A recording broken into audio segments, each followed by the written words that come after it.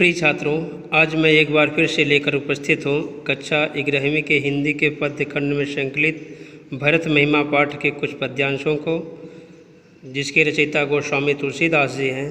तो प्रारंभ करते हैं 5वें दोहे से।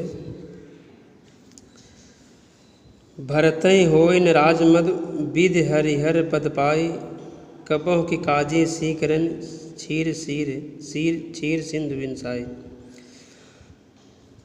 तो प्रस्तुत पद्यांश में जो है, भरत राम को मनाने के लिए चित्रकूट आए हैं। लक्ष्मण ने सोचा कि भरत संभवतः राम को मारकर निष्कंटक राज्य करना चाहते हैं। उन्होंने जब यह आशंका राम के सम्मुख व्यक्त की तो राम भरत के जो है शील की प्रशंसा करते हुए लक्ष्मण को समझाते हुए कहते हैं कि भरत न होए राजमद विधि हरिहर पद पाई। हे भाई लक्ष्मण, मुझे पूरा विश्वास है कि भरत को राजमद नहीं हो सकता, भले ही उन्हें ब्रह्मा विष्णु और महेश का सर्वोच्च पद ही क्यों ना प्राप्त हो जाए। मुझे भरत पर पूरा विश्वास है, वे उन लोगों में नहीं हैं जिन्हें पद मिलने पर अभिमान हो सकता है। वह कहते हैं कि कबहुँ की काजी सीकरन मीन्स होता है खटाई की बूंदें, क्षीर सिंधु जो है इंसान में नष्ट। वे कहते हैं कि खटाई की कुछ बूंदें क्या क्षीर सागर को नष्ट कर सकती हैं। कहने का भाव यह है कि अयोध्या का राज्य तो भरत के लिए एक तुच्छ वस्तु है। इस तुच्छ वस्तु को पाकर भरत जैसे महान एवं सात्विक चरित्र वाले व्यक्ति में अहंकार जैसे दुर्गुण उत्पन्न नहीं हो सकते। इसलिए तुम्हें भरत के संबंध में अपनी सभी आशंकाओं को निर्मूल कर देना चाहिए।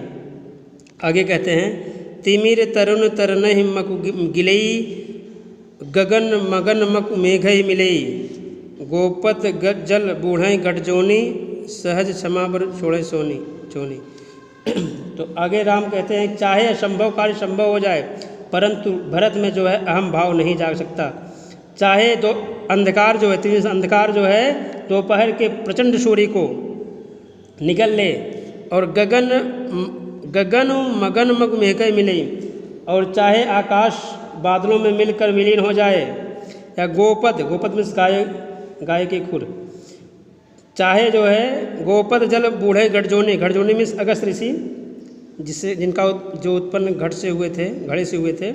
तो चाहे जो है गाय के खुर से बने छोटे से गड्ढे में भरे जल में अगस्त ऋषि डूब जाएं, या सहज क्षमा बर छाड़े छोनी पृथ्वी जो है, चाहे पृथ्वी क्षमा करने के अपने स्वाभाविक गुण का परित्याग कर दे, या मशक फूक मक मेर उड़ाई। मशक मीन्स मच्छर जो है, चाहे मच्छर की हल्की सी फूंक से भारी सुमेर पर्वत उड़ जाए, परंतु होई न निप मधु भरतहि भाई, परंतु जो है भरत को राज प्राप्ति का अभिमान नहीं हो सकता। लखन तुम्हार शपथ बिनु आना, हे लक्ष्मण, मैं तुम्हारी शपथ और पिता की सौगंध लेकर कहता हूँ, शुचि सुबंधु नहीं भरत समाना। भरत के सदृश जो है, भरत के समान जो पवित्र हृदय वाला और श्रेष्ठ भाई इस संसार में कोई नहीं है। सगुण क्षीर अवगुण जलताता, मिलह रचय पर पंच विधाता। ब्रह्मा ने श्रेष्ठ गुण रूपी दूध और अवगुण रूपी जल को मिलाकर इस सृष्टि की रचना की है। भरत हंस रवि वंश तड़ागा, जन्म कीन गुण दोष विभागा।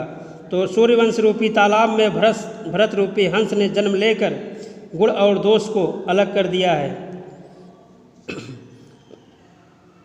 उन्होंने गुण रूपी दो आगे है, भरत गहि गुण पय तज अवगुण बारी, निज जस जगत कीन उजियारी।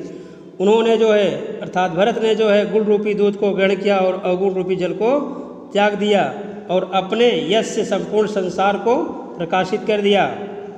कहत राम गुणशील स्वभाव, प्रेम पयोध मगन रघुराऊ।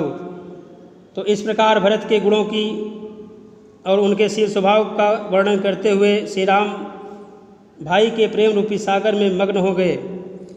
तो आगे तुलसीदास जी कहते हैं, सोनि रघुबर बानी विभु देख भरत पर हेतु, सकल सराहत राम सो प्रभु को कृपा निकेतु।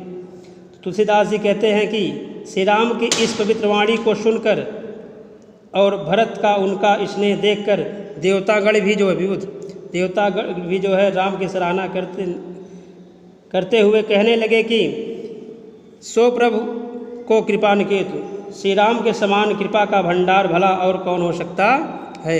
तो आज की वीडियो में यहीं तक, अगले वीडियो में लेके प्रस्तुत होंगे आगे के पद्यांशों को।